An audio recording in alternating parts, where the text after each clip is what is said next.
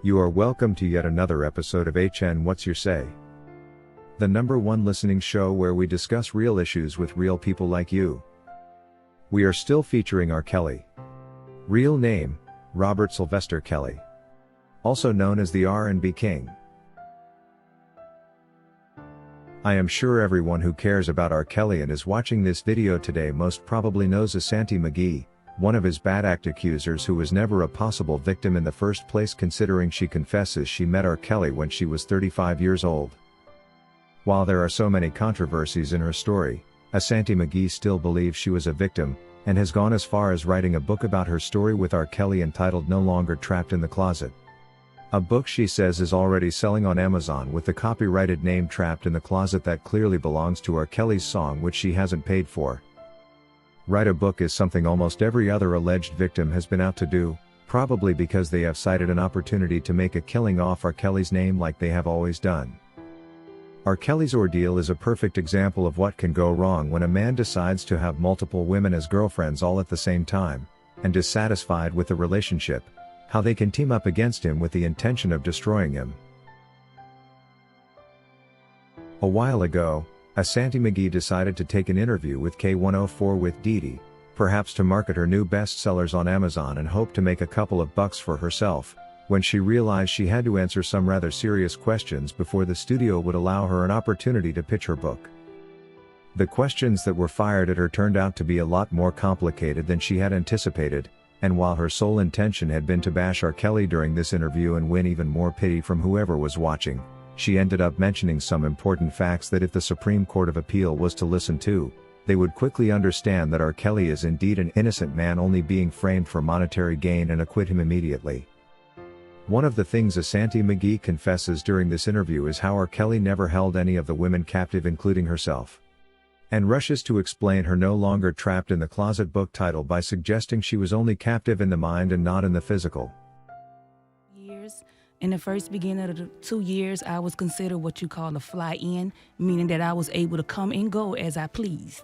It was not until he moved me into his house the summer of 2016 when I actually considered trapped. And when I say trapped, I was not held captive. I was mentally trapped. Okay. So can I ask you a question? How old were you when you guys first met, and how did you meet?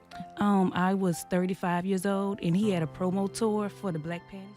Considering one of the factors the government based on to indict the R&B King was the claim that he was holding people's daughters against their will, for Ashanti to rubbish all these claims like this on a public interview, it must raise eyebrows as to whether the indictment was premised on the truth in the first place.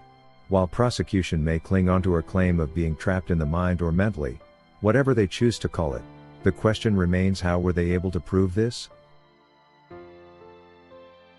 On being asked what age Ashanti was when she first met R. Kelly, she states she was 35 years old. So she was 35 years old and trapped mentally in a man's closet. To me, this sounds rather ludicrous, and only serves to prove that R. Kelly was lied on in the first place. Remember, Ashanti McGee did appear on the Surviving R. Kelly documentary as one of the supposed victims, and did a good job lying on R. Kelly, perhaps to make the world believe that she was never a groupie despite meeting R. Kelly at one of his concerts, and that Kelly was the bad one in their equation. This further shows how illegitimate the documentary was, and why it shouldn't have been aired in the first place. Surprisingly though, a man said to be R. Kelly's former manager who attempted to stop the premiering of this bogus and illegal Dream Hampton production is currently behind bars for this. Why would the government hold someone who tried to stop an illegal documentary like this from airing? Another interesting comment Ashanti makes is how she did not trust that when she called the parents of some of these women and told them what was happening at the house, that they wouldn't already be aware of it and go back and tell.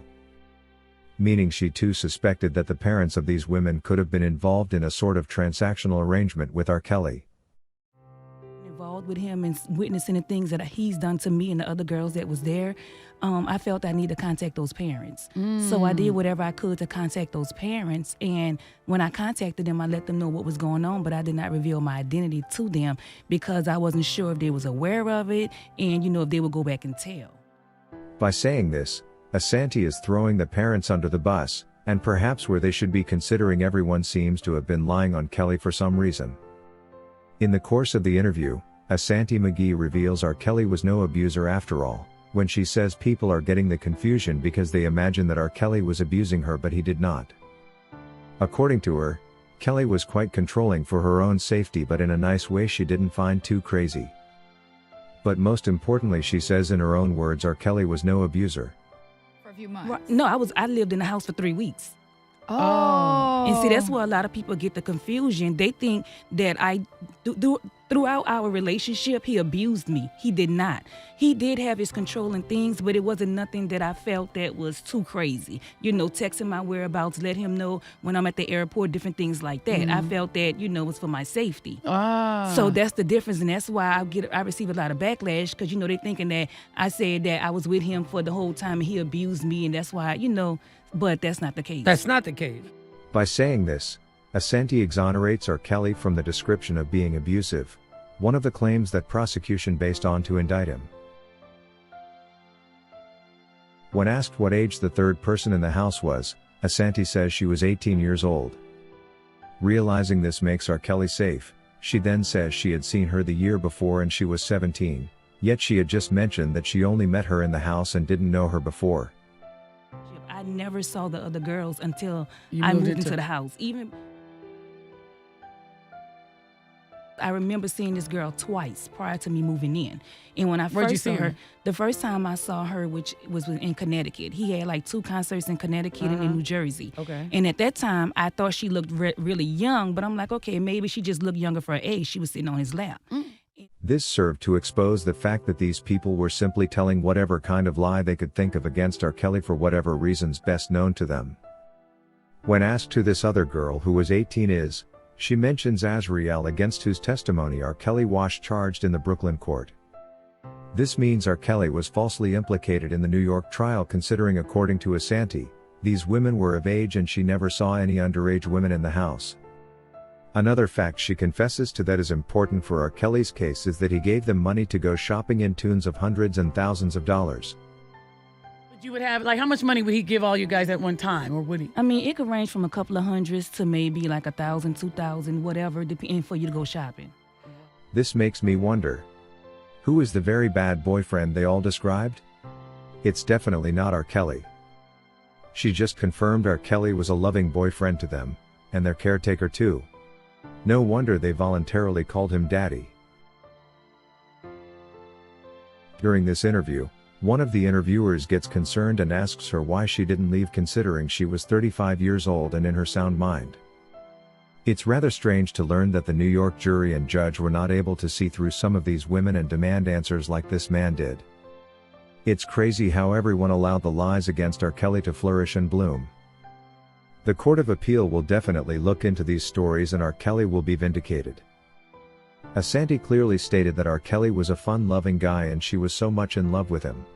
But now that he is on the spot, she calls him a devil she never knew. Sounds creepy, doesn't it? The appeal judges ought to look into all these conversations and determine R. Kelly innocent. It just ain't proper to hold an innocent man over testimonies from liars and extortionists. If all Asante wanted was to sell her book, she should have asked the audience politely, "Please buy my book, it has R. Kelly's name on it," not to fake stories around to put an innocent man in jail like every other woman on the case did. This story got me thinking why R. Kelly would ever deal with a woman like this in the first place. According to T. Butterfly, it's amazing how quickly these women have created avenues of making money out of this case. Interestingly enough, with all they claim to have been through, I haven't heard anybody talking about getting therapy or help for anything. But instead they have time to travel around doing interview after interview. The worst part is learning that the trial court did not see through them, and instead wrongly convicted the R&B king. If you wish to take part in a live interview on this channel discussing any of these topics, let us know by emailing us on sashahnnewsroom@gmail.com for scheduling. That is all we had for you today on HN What's Your Say. To keep updated whenever we post a new video, subscribe to this channel now. Also remember to hit the bell icon and enable notifications. And feel free to share your opinions with us in the comment section below, and let us know if you would like us to publish your views in our next release. We value all our subscribers' opinions.